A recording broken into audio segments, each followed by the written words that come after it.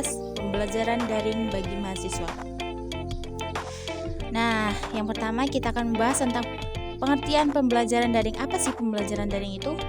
Pembelajaran daring dapat diartikan sebagai sebuah sistem kegiatan pembelajaran yang dilakukan tanpa melalui tatap muka secara langsung, melainkan melalui jaringan internet. Nah, Kusawandari menyebut pembelajaran daring sebagai bagian e-learning atau pembelajaran elektronik. E-learning menurutnya merujuk pada sebuah proses pembelajaran yang memanfaatkan teknologi informasi dan komunikasi sebagai mediumnya.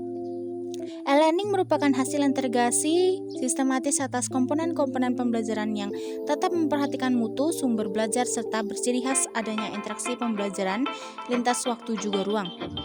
Daring sendiri merupakan sebuah singkatan dari frasa dalam jaringan, sebuah terjemahan dari kata online untuk menyebut perangkat elektronik yang terhubung dalam jaringan internet. Pembelajaran daring berarti kegiatan belajar mengajar yang dilakukan melalui medium internet. Sebenarnya, istilah pembelajaran daring sudah dari dulu, bahkan sebelum populer seperti sekarang. Kegiatan pembelajaran daring dianggap sebagai sebuah inovasi pembelajaran di tengah kemajuan teknologi yang kian pesat. Nah, selanjutnya kita akan bahas tentang kendala pembelajaran daring. Apa-apa saja sih yang menjadi kendala atau penghambat pembelajaran daring? Kurangnya sarana mendukung baik bagi siswa maupun pengajar untuk memungkinkan kegiatan pembelajaran daring berlangsung seperti telepon pintar, akses internet, laptop, dan komputer. Selain kendala teknis, beberapa siswa juga banyak mengeluhkan merasa kurang paham dengan materi serta tugas mandiri yang diberikan. Mereka juga kerap kali merasa kurang fokus, juga konsentrasi untuk mengikuti kegiatan pembelajaran. Untuk mahasiswa melakukan praktikum sebagai penunjang mata kuliahnya juga merasa dipersulit dengan kegiatan pembelajaran daring ini karena keterbatasan alat juga sampel percobaan yang dimiliki. Teman-teman, kita akan sama-sama membahas tentang apa sih keuntungan pembelajaran daring itu? Nah, yang pertama, keuntungan pembelajaran daring itu adalah praktis. Tampaknya menjadi sesuatu yang jelas ya, penerapan metode belajar daring memungkinkan interaksi antara pengajar dan siswa tanpa harus bertatap muka secara langsung di sebuah ruang kelas formal sehingga bisa dilakukan di mana saja. Yang kedua itu fleksibel.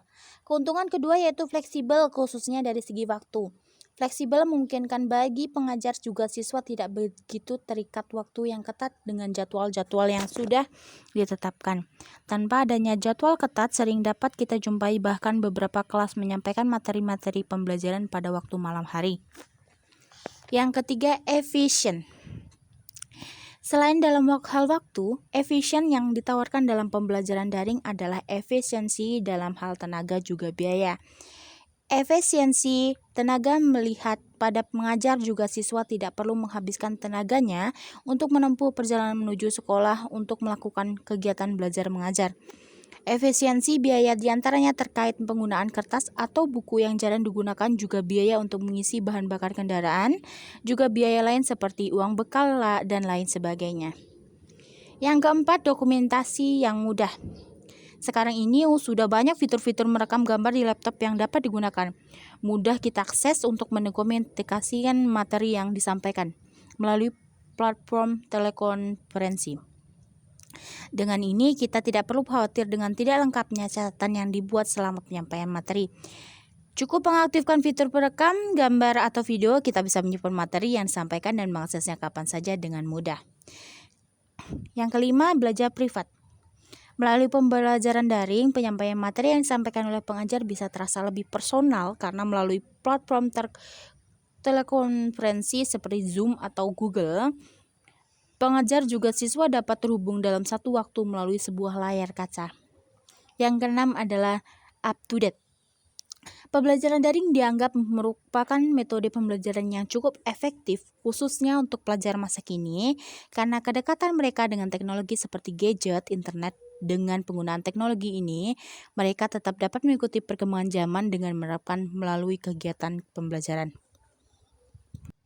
Selanjutnya, kita akan membahas materi yang keempat, yaitu manfaat pembelajaran daring. Baik pelajar juga pengajar menjadi lebih melek teknologi. Yang ini nih, pada akhirnya kemajuan teknologi menjadi hal yang nyata terjadi dalam kehidupan kita. Determinasi ke teknologi bahkan mengatakan segala hal dalam kehidupan sosial kita terus berkembang beriringan dengan kemajuan teknologi. Tuntunan dari pandemi COVID-19 mengharuskan kita memanfaatkan teknologi untuk tetap menjalankan aktivitas sebagaimana mestinya. Mau tak mau, pengajar juga siswa pun dituntut memiliki keahlian dalam teknologi terkait pengoperasiannya dan lain sebagainya. Melalui tuntutan tersebut, pada akhirnya akan bermanfaat bagi kita untuk lebih memahami kerja-kerja teknologi. Fungsi juga manfaatnya dapat membantu aktivitas kita. Yang kedua, mengembangkan keahlian skill. Pembelajaran daring memungkinkan pelajar untuk memiliki waktu lebih luang mengingat tidak adanya jadwal ketat sebagaimana yang biasanya ada saat menjalani pembelajaran di sekolah. Waktu luang yang dapat memberi manfaat bagi pelajar apabila dihabiskan dengan hal-hal baik seperti meningkatkan keahlian atau skill. Keahlian atau skill ini bisa berkaitan dengan hobi atau kegiatan yang disukai di waktu luang seperti memasak, menulis, melukis, fotografi, dan masih banyak lainnya. Yang ketiga, melatih berpikir secara mandiri. Mengingat keterbatasan yang dimiliki oleh pengajar dalam menyampaikan materi melalui pembelajaran daring, pelajar pun dituntut untuk dapat lebih aktif juga mandiri untuk memperdalam materi yang telah diberikan. Inisiatif pelajar pun diuji dalam hal ini. Dengan kemandirian yang didapatkan tentunya akan bermanfaat ke depannya bagi pelajar untuk dapat berpikir secara mandiri, tidak hanya mengandalkan apa yang diajarkan oleh guru atau dosen saja. Yang keempat, memperbanyak pengalaman. Manfaat keempat ini berkaitan langsung dengan manfaat sebelumnya tentang menambahkan keahlian atau skill. Memiliki waktu untuk mengembangkan keahlian tentunya akan memberi kesempatan pada kita untuk menambah pengalaman juga. Banyak orang yang dengan keahlian juga hobi tertentu kemudian memanfaatkan untuk mengikuti kompetisi atau perlombaan, membuka usaha bisnis, mengadakan workshop, dan lainnya sebagainya. Beberapa hal ini tentunya akan menambah daftar pengalaman kita. Lebih hemat untuk mahasiswa rantau, manfaat yang kelima ini sepertinya sangat terasa sekali untuk mereka. Mahasiswa rantau pastinya memerlukan biaya yang cukup banyak untuk membayar biaya kos, biaya makanan, dan lain sebagainya. Yang keenam, strategi pembelajaran daring. Kendala juga manfaat dari pembelajaran daring tentunya menjadi dua hal yang saling beriringan. Artinya, terlepas dari manfaat yang ditawarkan, kendala merupakan hal yang wajar terjadi dalam pelaksanaan pembelajaran daring. Yang ketujuh, menetapkan manajemen waktu. Terkadang, karena waktu yang lebih fleksibel, kita sering lupa tentang tugas juga kelas yang harus diikuti dalam pembelajaran daring. Yang kedelapan, mempersiapkan teknologi yang dibutuhkan. Selain penguasaan perangkat keras hardware seperti laptop, komputer, tablet, dan telepon pintar, kita juga harus bisa menguasai penggunaan aplikasi atau platform pembelajaran daring yang kita gunakan. Yang kesembilan, melatih konsentrasi dan fokus belajar. Seperti yang sudah disebutkan sebelumnya, salah satu kendala pembelajaran daring adalah menurunnya konsentrasi juga fokus belajar pada siswa.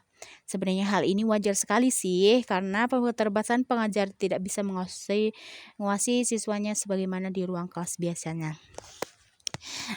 Yang ke-10, menjaga hubungan sosial dengan pengajar juga teman sekelas.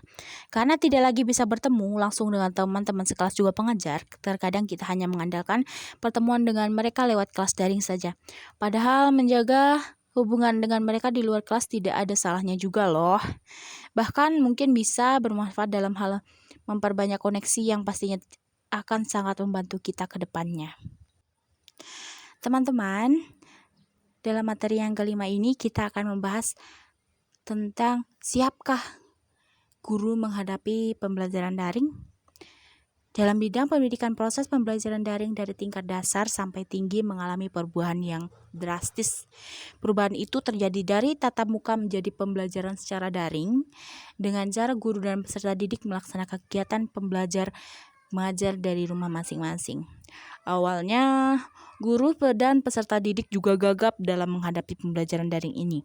Guru tergagap harus menyiapkan materi dan tugas yang akan disampaikan peserta didik dari tugas luring menjadi daring. Seperti diketahui, tidak semua guru mahir ber-IT. Begitu juga peserta didik harus menyiapkan perangkat daring seperti HP atau laptop. Selain itu, perlu dukungan orang tua dalam penyediaan kuota internet dan pendampingan dalam pembelajaran daring. Di materi kita yang ke-6 ini, kita akan membahas faktor yang mempengaruhi keefektivitasan pembelajaran daring. Untuk menjadikan pembelajaran daring berjalan sukses, maka kuncinya adalah efektivitas. Berdasarkan studi yang dilakukan sebelumnya, menunjukkan bahwa terdapat 3 hal yang dapat memberikan efek terkait pembelajaran secara daring, yaitu teknologi. Secara khusus, pembelajaran jaringan harus memungkinkan untuk terjadinya pertukaran sinkronisasi dan asinkronisasi. Siswa harus memiliki akses yang mudah, dan jaringan seharusnya membutuhkan waktu minimal untuk pertukaran dokumen. Yang B, karakteristik pengajar. Pengajar memainkan peran sentral dalam efektivitas pembelajaran secara daring. Bukan sebuah teknologi yang penting, tapi penerapan instruksional teknologi dari pengajar yang menentukan efek dari pembelajaran. Yang ketiga, karakteristik siswa. Lerner mengungkapkan bahwa siswa yang tidak memiliki keterampilan dasar dan disiplin diri yang tinggi dapat melakukan pembelajaran yang lebih baik dengan metode yang disampaikan secara konvensional. Yang keempat, semangat belajar. Mahasiswa yang memiliki keterikatan dalam pembelajaran serta mempunyai minat dan motivasi akan lebih mudah menyesuaikan diri dalam proses pembelajaran daring. Yang kelima, literasi terhadap teknologi. Yang keenam, kemampuan berkomunikasi interpersonal. Dalam pembelajaran daring dibutuhkan guna menjalin hubungan serta interaksi antar mahasiswa lainnya. Berkolaborasi. Mahasiswa harus mampu berinteraksi antar mahasiswa lainnya ataupun dengan dosen pada sebuah forum yang telah diselenggarakan, terutama ketika mahasiswa mengalami kesulitan dalam memahami materi. Yang ketujuh, keterampilan untuk belajar mandiri. Kemampuan dalam belajar mandiri sangat diperlukan dalam proses pembelajaran daring, baik berupa minat, ketertarikan, maupun motivasi belajar sehingga ia menemukan dan menyimpulkan sendiri yang telah ia pelajari. Nah, teman-teman, kita akan membahas materi yang terakhir, materi yang ketujuh, yaitu solusi mengatasi faktor efektivitas pembelajaran daring. Dalam pembelajaran, murid tentunya memiliki keunggulan dan kekurangan tersendiri, khususnya dari segi komunikasi. Jika menggunakan jaringan, komunikasi dapat terlaksana dua arah atau sebaliknya dengan melalui 14 televisi. Penyampaian melalui siaran YouTube selama ini dapat menyimpan konten yang sudah dimanfaatkan. Bagi guru atau dosen dapat memilih milasir. Menurut Sari dan Habibi menyatakan bahwa solusi penggunaan belajar yaitu: yang pertama, guru sebaiknya mempersiapkan materi dalam pembelajaran semenarik mungkin. Yang kedua, guru menggunakan teknologi yang dapat mengoperasikan aplikasi WhatsApp. Yang ketiga, murid yang kurang mengikuti pembelajaran daring dapat diatasi dengan menghubungi via telepon secara personal. Nah, teman-teman, kita sampai pada akhir video presentasi saya. Terima kasih telah menonton. Jangan lupa like-nya ya. Assalamualaikum warahmatullahi wabarakatuh.